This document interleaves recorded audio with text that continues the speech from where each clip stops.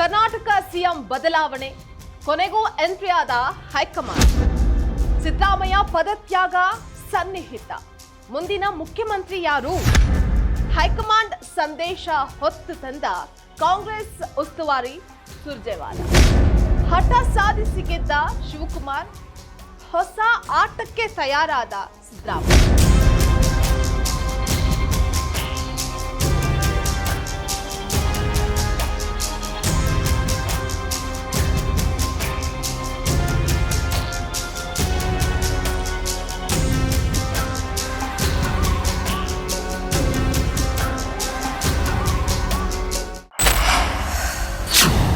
Ladies and gentleman, ಮುಖ್ಯಮಂತ್ರಿ ಹುದ್ದೆಯ ಬದಲಾವಣೆಯ ಚರ್ಚೆಯ ಬೆನ್ನಲ್ಲೇ ಹೈಕಮಾಂಡ್ ಮಹತ್ವದ ಸಭೆಯನ್ನು ನಡೆಸಿದೆ. ಇನ್ನು ಈ ಸಭೆಯಲ್ಲಿ ಮುಖ್ಯಮಂತ್ರಿ ಸಿದ್ದರಾಮಯ್ಯ ಹಾಗೆ ಡಿಕೆ ಶಿವಕುಮಾರ್ ಕೂಡ ಭಾಗವಹಿಸಿದ್ರು ಅನ್ನುವಂತಹ ಮಾಹಿತಿ ಲಭ್ಯವಾಗಿದೆ. ಹೈಕಮಾಂಡ್ನ ಸೂಚನೆ ಮೇರೆಗೆ ಸುರ್ಜೇವಾಲಾ ಅವರು ಸಿಎಂ ಮತ್ತೆ ಡಿಸಿಎಂ ಜೊತೆಗೆ ಮಹತ್ವದ ಸಭೆಯನ್ನು ನಡೆಸಿ ಚರ್ಚೆ ಮಾಡಿದ್ದಾರೆ. ಹಾಗಾದ್ರೆ ಕರ್ನಾಟಕದಲ್ಲಿ ಮುಖ್ಯಮಂತ್ರಿ ಕುರ್ಚಿ ಬದಲಾವಣೆ ಆಗುತ್ತಾ? ಡಿಕೆ ಶಿವಕುಮಾರ್ ಹಿಡಿದಂತಹ ಹಠವನ್ನ ಬಿಟ್ಟು ಬಿಡ್ತಾರಾ? Welcome to Vantage with Nishtita. ಇದು ನೆಲ ಜಲ ಭಾಷೆಗಾಗಿ ಪ್ರಾಮಾಣಿಕ ಪತ್ರಿಕೋದ್ಯಮ.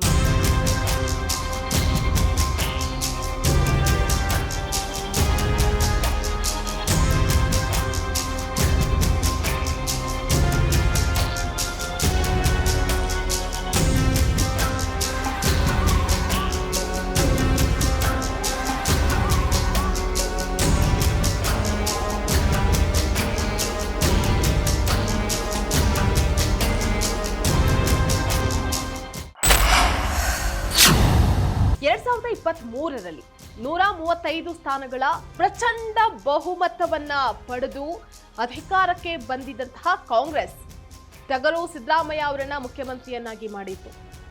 ಆದ್ರೆ 2.5 ವರ್ಷಗಳ ನಂತರ ಮುಖ್ಯಮಂತ್ರಿ ಬದಲಾವಣೆಯ ಅಗ್ರಿಮೆಂಟ್ ಆಗಿದೆ ಅಂತ ಹೇಳಿ ಡಿಕೆ ಶಿವಕುಮಾರ್ ಬಾಂಬ್ ಅನ್ನ ಸಿಡಿಸಿದ ಮೇಲೆ ರಾಜ್ಯದಲ್ಲಿ ಅಧಿಕಾರ ಹಸ್ತಾಂತರದ ಕ್ರಾಂತಿಯ ಚರ್ಚೆಗಳು ಪ್ರಾರಂಭ ಆಗಿದ್ವು. ಒಂದ್ ಕಡೆ ಸಂಘಟನಾ ಚತುರ ಡಿಕೆ ಶಿವಕುಮಾರ್, ಮತ್ತೊಂದ್ ಕಡೆ ಅಹಿಂದ ನಾಯಕ ಸಿದ್ದರಾಮಯ್ಯ, ಇಬ್ಬರೂ ಕೂಡ ಏಟಿಗೆ ಎದುರೇಟು ಅನ್ನುವಂತೆ ತಮ್ಮ ಗುರಿಯನ್ನ ಈಡೇರಿಸೋದಕ್ಕೆ ಹಠಕ್ ಬಿದ್ದಿದ್ರು. ಆದ್ರೆ ಹೈಕಮಾಂಡ್ ಮಾತ್ರ ಮಧ್ಯಪ್ರವೇಶವನ್ನ ಮಾಡದೆ ಸೈಲೆಂಟ್ ಆಗೇ ಇತ್ತು. ಈಗ ಹೈಕಮಾಂಡ್ ಸೂಚನೆಯನ್ನ ಹೊತ್ತು ಕಾಂಗ್ರೆಸ್ ಉಸ್ತುವಾರಿ ಸುರ್ಜೇವಾಲಾ ಅವರು ಬೆಂಗಳೂರಿಗೆ ಬಂದಿದ್ದಾರೆ. ನಿನ್ನೆ ಖಾಸಗಿ ಹೋಟೆಲ್ನಲ್ಲಿ ಸಿಎಂ ಸಿದ್ದರಾಮಯ್ಯ ಹಾಗೆ ಡಿಸಿಎಂ ಡಿಕೆ ಶಿವಕುಮಾರ್ ಜೊತೆಗೆ ಚರ್ಚೆಯನ್ನು ಸಹ ನಡೆಸಿದ್ದಾರೆ. ಇನ್ನು ಈ ಚರ್ಚೆಯ ಸ್ಫೋಟಕ ಮಾಹಿತಿ ಏನಿದೆ, ಇನ್ಸೈಡ್ ರಿಪೋರ್ಟ್, ಅದನ್ನ ನೋಡ್ತಾ ಹೋಗೋಣ.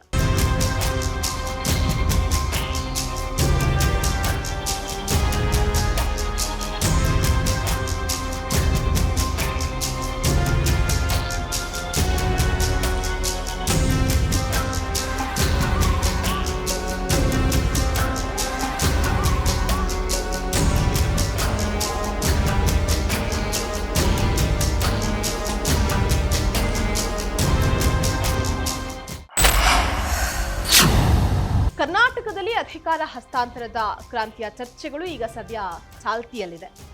ಇದೇ ಸಂದರ್ಭದಲ್ಲಿ 10 ವರ್ಷಗಳ ನಂತರ ಜಿಬಿಎ ಚುನಾವಣೆಯನ್ನು ನಡೆಸೋದಕ್ಕೆ ತಯಾರಿ ಸಹ ಒಂದ್ ಕಡೆ ನಡೀತಾ ಇದೆ.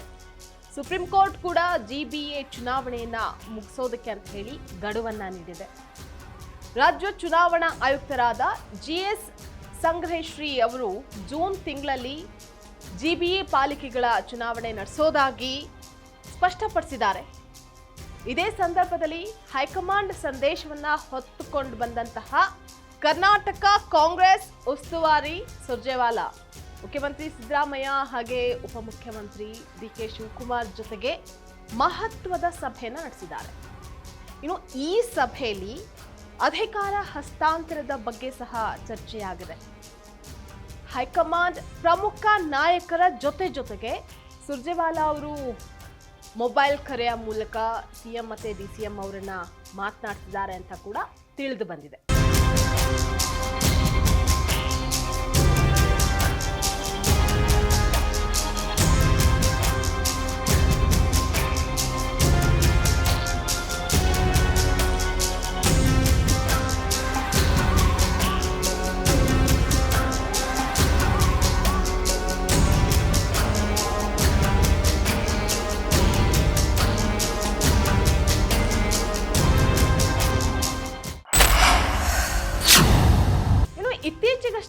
ಪಶ್ಚಿಮ ಬಂಗಾಳದಲ್ಲಿ SIR ಕಾರಣದಿಂದಾಗಿ ಬಿಜೆಪಿ ಗೆಲುವಿನ ನಗೆಯನ್ನ ಬೀರಿತ್ತು ಅಂತ ಹೇಳಿ ಚರ್ಚೆಗಳು ಒಂದ್ ಕಡೆ ಆಗ್ತಾ ಇದೆ.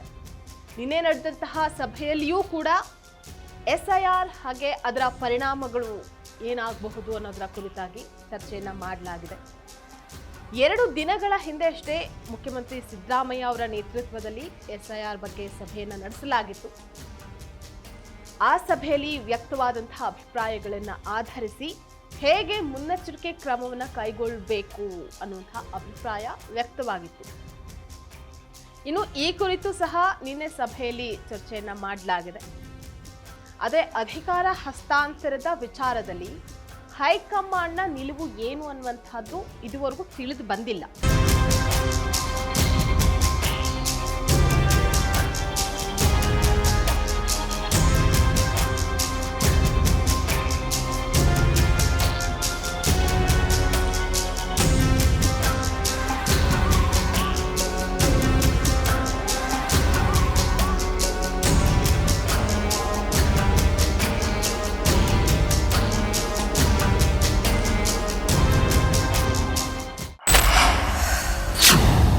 ಒಟ್ನಲ್ಲಿ ಮುಖ್ಯಮಂತ್ರಿ ಬದಲಾವಣೆಯ ವಿಚಾರ ಕಾಂಗ್ರೆಸ್ನಲ್ಲಿ ಹಲವಾರು ರೀತಿಯ ರಾಜಕೀಯ ಬೆಳವಣಿಗೆಗಳಿಗೆ ಕಾರಣ ಆಗಿದೆ.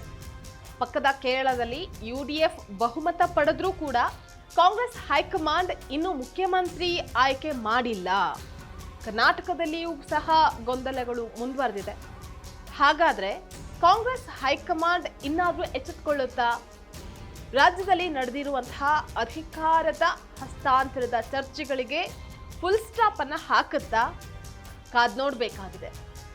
ಇದಾಗಿತ್ತು ವಾಂಟೇಜ್ ವಿತ್ ನಿಶ್ಚಿತ. ಎಕ್ಸ್ಕ್ಲೂಸಿವ್ ರಾಜಕೀಯ ಸುದ್ದಿಗಳು ಹಾಗೆ ವಿಶ್ಲೇಷಣೆಗಾಗಿ ನೋಡ್ತಾ ಇರಿ ಫೋಕಸ್ ಟಿವಿ.